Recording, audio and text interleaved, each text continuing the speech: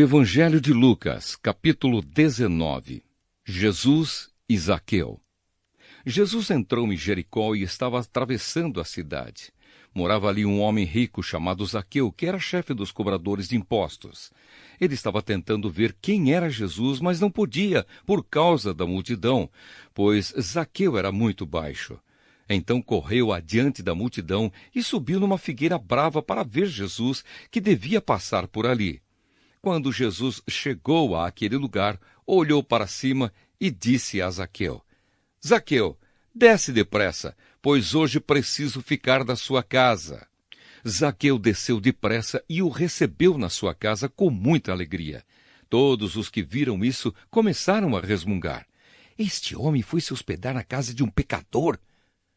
Zaqueu se levantou e disse ao Senhor: Escute, Senhor, eu vou dar a metade dos meus bens aos pobres, e se roubei alguém, vou devolver 4 vezes mais. Então Jesus disse: Hoje a salvação entrou nesta casa, pois este homem também é descendente de Abraão, porque o Filho do Homem veio buscar e salvar quem estava perdido. As 10 moedas de ouro. Jesus contou uma parábola para os que ouviram o que ele tinha dito. Agora ele estava perto de Jerusalém, e por isso eles estavam pensando que o reino de Deus ia aparecer logo. Então Jesus disse: Certo homem de uma família importante foi para um país que ficava bem longe, para lá ser feito rei e depois voltar. Antes de viajar, chamou 10 dos seus empregados, deu a cada um uma moeda de ouro e disse: Vejam o que vocês conseguem ganhar com este dinheiro até a minha volta. Acontece que o povo do seu país o odiava e por isso mandou atrás dele uma comissão para dizer que não queriam que aquele homem fosse feito rei deles. O homem foi feito rei e voltou para casa. Aí mandou chamar os empregados a quem tinha dado dinheiro para saber quanto haviam conseguido ganhar. O primeiro chegou e disse: Patrão, com aquela moeda de ouro que o senhor me deu, eu ganhei 10. Muito bem, respondeu ele, você é um bom empregado. E porque foi fiel em coisas pequenas, você vai ser o governador de 10 cidades. O segundo empregado veio e disse: Patrão, com aquela moeda de ouro que o senhor me deu, eu ganhei 5. Você vai ser o governador de 5 cidades, disse o patrão. O outro empregado chegou e disse: Patrão, aqui está a sua moeda. Eu a embrulhei num lenço e a escondi. Tive medo do senhor, porque sei que é um homem duro que tira dos outros o que não é seu e colhe o que não plantou. Ele respondeu: Você é um mau empregado. Vou usar as suas próprias palavras para julgá-lo. Você sabia que sou um homem duro, que tiro dos outros o que não é meu e colho o que não plantei. Então, por que você não pôs o meu dinheiro no banco? Assim, quando eu voltasse da viagem, receberia o dinheiro com juros. E disse para os que estavam ali: Tirem dele a moeda e deem ao que tem 10. Eles responderam: Mas ele já tem 10 moedas, patrão. E o patrão disse: Eu afirmo a vocês que aquele que tem muito receberá ainda mais, mas quem não tem, até o pouco que tem será tirado dele. E agora tragam aqui os meus inimigos, que não queriam que eu fosse o rei deles, e os matem na minha frente. Jesus entra em Jerusalém. Depois de dizer isso, Jesus foi adiante deles para Jerusalém. Quando iam chegando aos povoados de Betfagé e Betânia, que ficam perto do Monte das Oliveiras, enviou 2 discípulos na frente com a seguinte ordem: Vão até o povoado ali adiante. Logo que vocês entrarem lá, encontrarão preso um jumentinho que ainda não foi montado. Desamarrem o animal e o tragam aqui. Se alguém perguntar por que vocês estão fazendo isso, digam que o mestre precisa dele. Eles foram e acharam tudo como Jesus tinha dito. Quando estavam desamarrando o jumentinho, os donos perguntaram: Por que é que vocês estão desamarrando o animal? Eles responderam: O mestre precisa dele.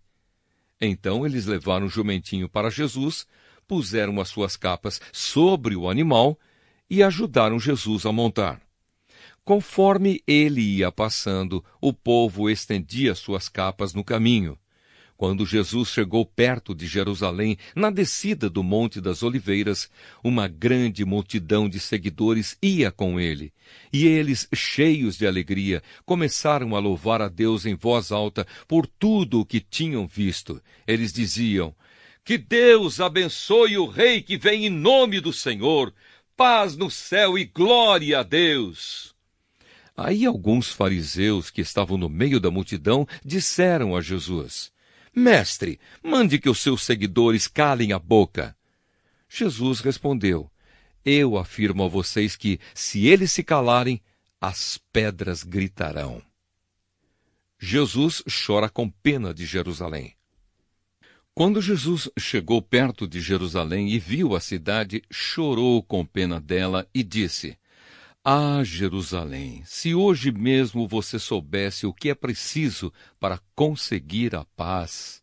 Mas agora você não pode ver isso, pois chegarão os dias em que os inimigos vão cercá-la com rampas de ataque e vão rodeá-la e apertá-la de todos os lados. Eles destruirão completamente você e todos os seus moradores.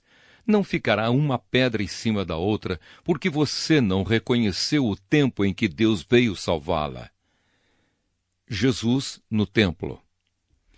Jesus entrou no pátio do templo e começou a expulsar dali os vendedores. Ele lhes disse: "Nas Escrituras Sagradas está escrito que Deus disse o seguinte: 'A minha casa será uma casa de oração', mas vocês a transformaram no esconderijo de ladrões." Jesus ensinava no pátio do templo todos os dias.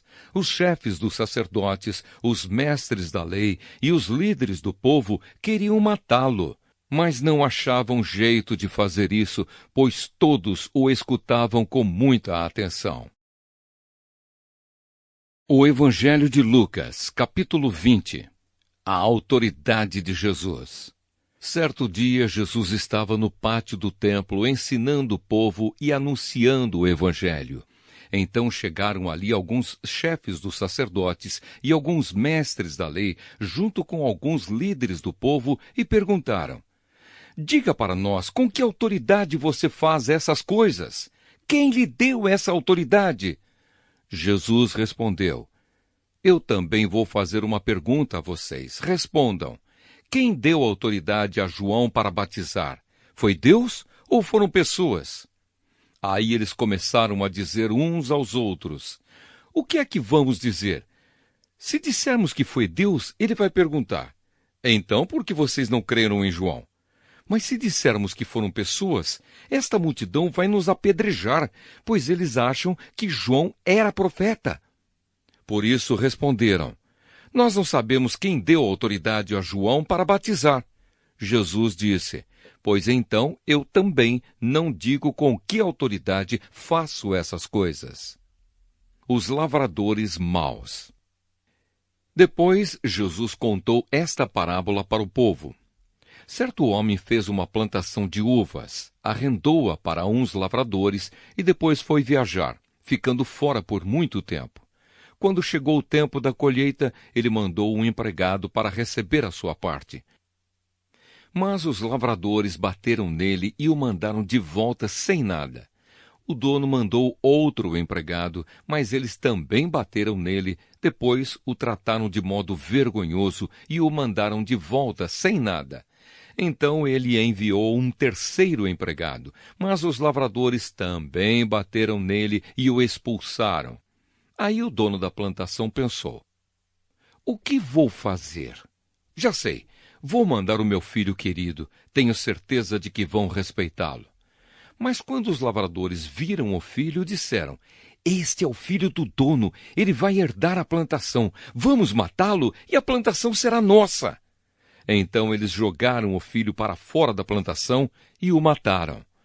Aí Jesus perguntou: "E agora? O que é que o dono da plantação vai fazer? Ele virá, matará aqueles homens e dará a plantação a outros lavradores." Então as pessoas que estavam ouvindo disseram: "Que Deus não permita que isso aconteça." Mas Jesus olhou bem para eles e disse: As Escrituras Sagradas afirmam: a pedra que os construtores rejeitaram veio a ser a mais importante de todas. Quem cair em cima dessa pedra ficará em pedaços. E se a pedra cair sobre alguém, essa pessoa vai virar pó. A pergunta sobre os impostos. Os mestres da lei e os chefes dos sacerdotes sabiam que era contra eles que Jesus havia contado essa parábola e queriam prendê-lo ali mesmo. Porém, tinham medo do povo. Então começaram a vigiar Jesus. Pagaram alguns homens para fazerem perguntas a ele.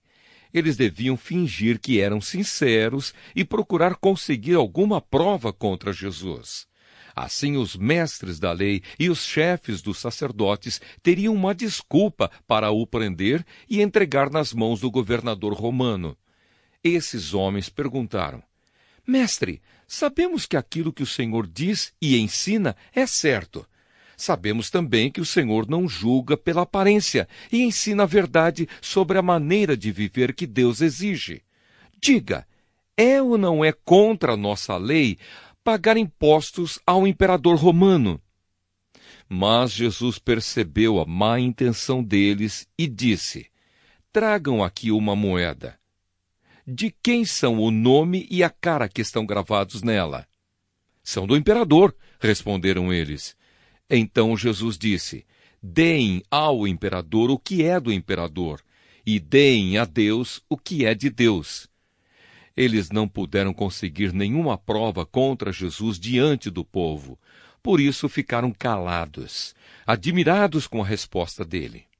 A pergunta sobre a ressurreição. Alguns saduceus, os quais afirmam que ninguém ressuscita, chegaram perto de Jesus e disseram: Mestre, Moisés escreveu para nós a seguinte lei: se um homem morrer e deixar a esposa sem filhos, o irmão dele deve casar com a viúva para terem filhos, que serão considerados filhos do irmão que morreu. Acontece que havia 7 irmãos. O mais velho casou e morreu sem deixar filhos. Então o segundo casou com a viúva e depois o terceiro. E assim a mesma coisa aconteceu com os 7 irmãos, isto é, todos morreram sem deixar filhos. Depois a mulher também morreu. Portanto, no dia da ressurreição, de qual dos 7 a mulher vai ser esposa? Pois todos eles casaram com ela. Jesus respondeu: Nesta vida os homens e as mulheres casam, mas as pessoas que merecem alcançar a ressurreição e a vida futura não vão casar lá, pois serão como os anjos e não poderão morrer. Serão filhos de Deus porque ressuscitaram. E Moisés mostra claramente que os mortos serão ressuscitados. Quando fala do espinheiro que estava em fogo, ele escreve que o Senhor é o Deus de Abraão, o Deus de Isaque e o Deus de Jacó. Isso mostra que Deus é Deus dos vivos e não dos mortos, pois para ele todos estão vivos. Aí alguns mestres da lei disseram: Boa resposta, mestre! E não tinham coragem de lhe fazer mais perguntas. A pergunta sobre o Messias. Em seguida, Jesus perguntou a eles: Como se pode dizer que o Messias é descendente de Davi? Pois o próprio Davi diz assim no livro de Salmos: O Senhor Deus disse ao meu Senhor: Sente-se do meu lado direito, até que eu ponha os seus inimigos como estrado debaixo dos seus pés. Se Davi chamou o Messias de Senhor, como é que o Messias pode ser descendente de Davi? Jesus e os mestres da lei. O povo todo estava escutando, e Jesus disse aos discípulos: Cuidado com os mestres da lei, que gostam de usar capas compridas e de ser cumprimentados com respeito nas praças. Eles escolhem os lugares de honra nas sinagogas e os melhores lugares nos banquetes.